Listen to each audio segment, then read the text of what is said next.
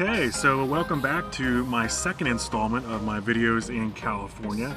So after I left the Redwoods Park, I made my way to Bonnie Dune Beach, which is a small little cove, I guess you could say, along California Highway 1 before I got into San Francisco. Pretty incredible to not only drive along the California coast, but also to see the difference in beaches that they have on the West Coast compared to the East Coast. But I made it to the Pacific Ocean. This particular beach, you had to hike down a little bit. The sand was kind of a mixture of sand and kind of large pebbles, so it made it a little bit difficult to walk down, but it definitely didn't stop me from dipping my toes in the water.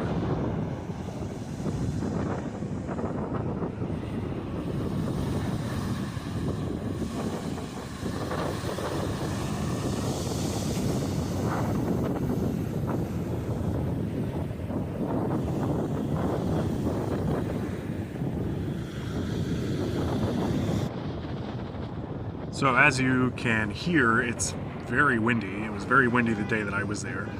But I really like the contrast of the ocean and the cliffs. Definitely a different type of beach than I have ever seen in my life.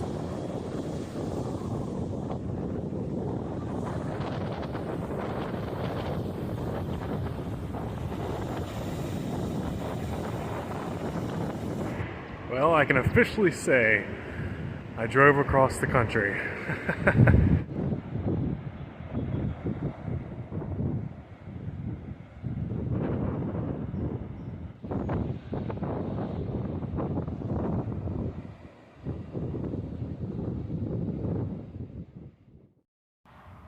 From the beach, I headed up to Pigeon Lighthouse. Unfortunately, it's closed. You can't really access the lighthouse, but you can walk around the grounds that they have there. There's some beautiful views of the ocean. Again, lots of cliffs and tons of seagulls and other coastal birds too.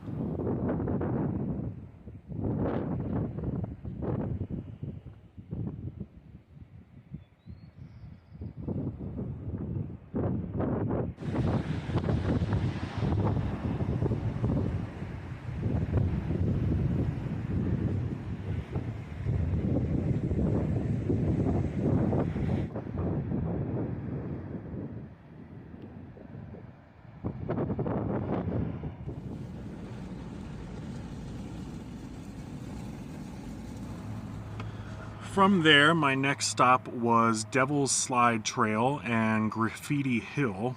It all sits on top of this cliff. There's a interesting tunnel system that goes through the side of this mountain that's along the coast.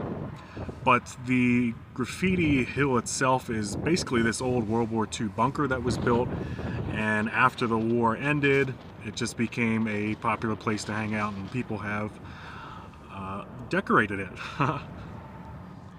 The Devil's Slide Trail is actually the old coastal road that existed before the tunnels were put in, and along the way you can see some really important cliffs for migrating birds.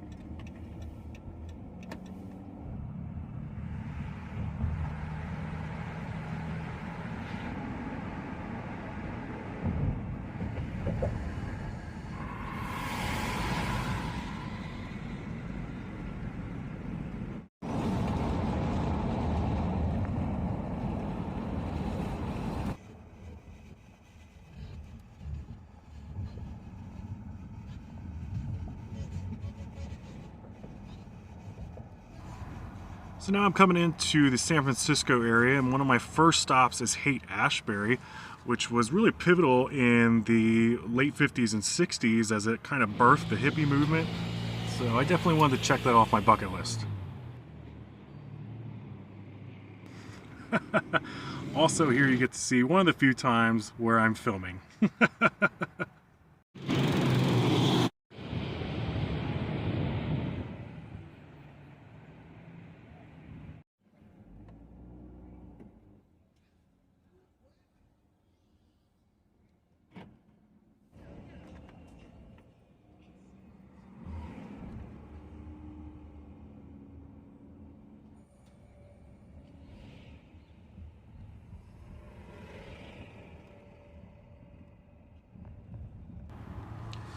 My next stop is called the Painted Ladies, and it's several Victorian houses that are painted different colors, but you probably recognize them from somewhere else. And there's no point in me telling you because I know the theme song is already playing in your head, because it wasn't mine. Really cool to see this in person because I grew up with this show, and if you haven't watched Full House, you need to.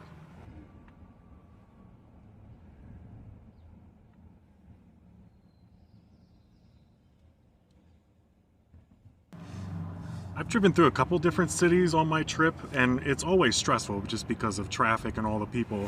But San Francisco in particular was really stressful because all of the roads were either going downhill or you were having to go uphill. And pretty extreme angles too. As you can see, I mean, even just parking, it's really, really tricky. And the turns are tough and you have trucks and stuff stopping. So I was kind of freaking out a little bit, but I did okay. But just a word of advice, if you ever go there, just prepare yourself. San Francisco is a huge city. I have my own little bucket list going in, but there is so much more to this city than what I am showing you. Unfortunately, I just had a limited amount of time because gas prices are just so high. But my next stop is Fisherman's Wharf. I definitely wanted to have this on my bucket list. It seemed to be a very touristy area. Lots of shops, restaurants, kind of like a boardwalk type feel. Ghirardelli has their factory near here. There's a bunch of sourdough bakeries.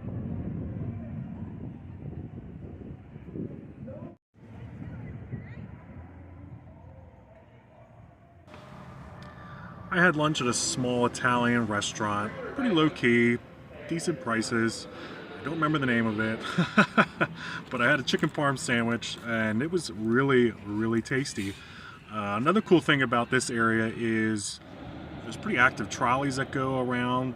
Not only these trolleys, but the ones that are pretty well known in San Francisco. All right, so now I'm headed down to the Golden Gate Bridge.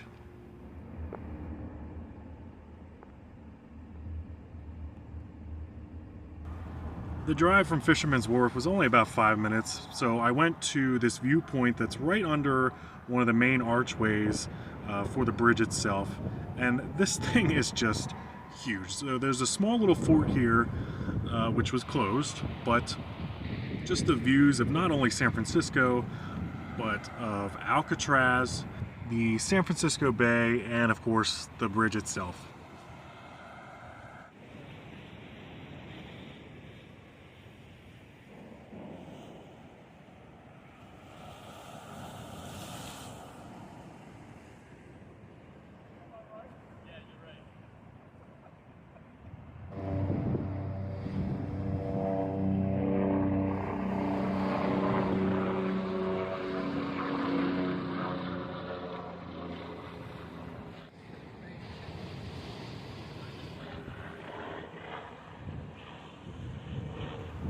This portion of San Francisco is known as Presidio, and it's part of the Golden Gate National Recreation Area. There are several trails around this fort that you can take up to the bridge. You can walk across the bridge. I wasn't that adventurous, but definitely saw a lot of people doing it.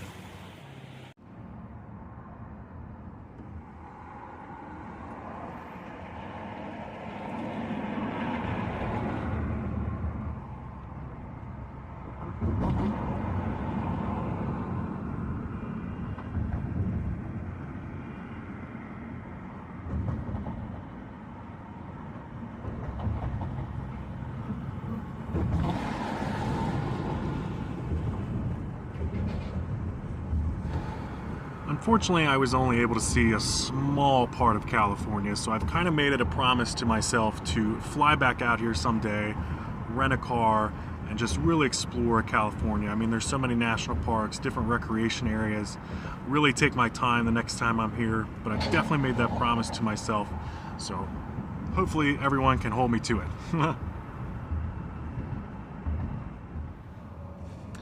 And just like in any city, there is traffic, and San Francisco had its share. A little stressful and trying at times, but I made it back to Sacramento, and I'm officially headed back east. So this is the halfway point in my trip.